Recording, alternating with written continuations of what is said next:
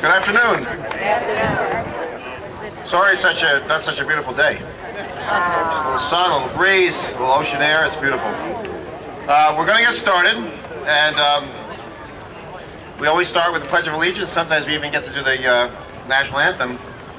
But it's been many years since I was at PS75, and sometimes the words don't come back to me the way I used to. I don't want to stumble my way through this. So to do this properly, I always get some fresh young brains over here. For the Scarpacci family, Renee Scarpacci. Scarpacci. Want to get Scarpacci? The Scarpacci family. We've got Renee, we've got Taylor and Thomas Scarpacci. We're going to help you with the Pledge of Allegiance. So if you'll all please rise and join us. Doff your hats if you have them. Step up. Right by these. The book. On the count of three, are you ready? Come closer. Are you ready? 1, 2, 3.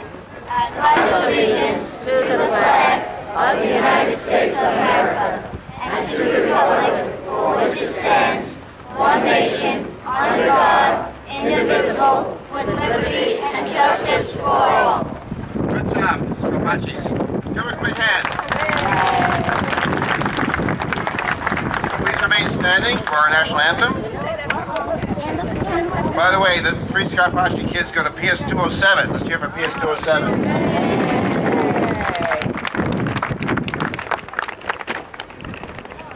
And to sing our national anthem is Alexandra Pettis, also for PS207. Alexandra? Oh, say, can you see by the dawn's early light what so proudly we hailed at the twilight's last gleaming, whose broad stripes and bright stars through the perilous fight, o'er the ramparts we watched were so gallantly streaming, and the rockets rattling, the bombs bursting in air, gave proof through the night that our flag was still there. Oh, St. John's and the Star-Spangled Banner yet wave o'er the land of the free and the home of the brave.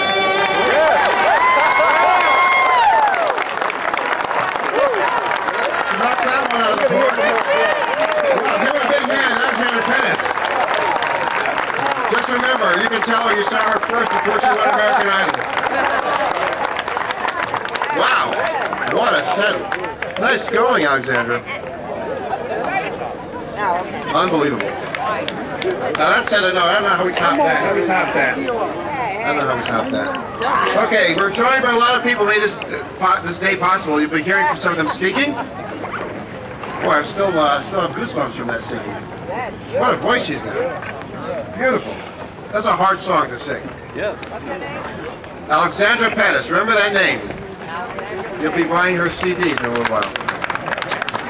Of course, they may not have CDs then, but it's another technology.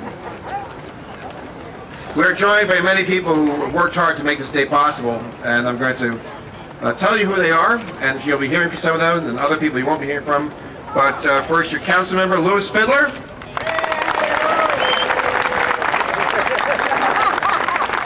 State Senator Martin J. Golden. Assemblymember Alan Maisel. Assemblymember Helene Weinstein.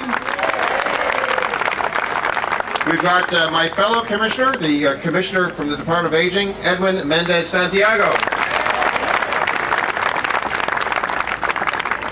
We've got the district manager for Community Board 18, Dorothy Turano. We've got Assistant Chief, NYPD, Brooklyn South, Joseph Fox. Welcome, Chief Fox. along with the commanding officer of the 6th Precinct, Frank Cangarella. I'm deeply honored to say that we have with us Rosemary Caro,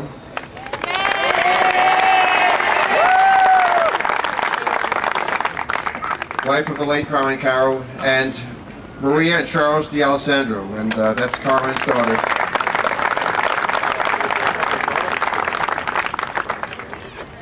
We have from the Midwood Active Adults Chorus and Band, Jackie Florio.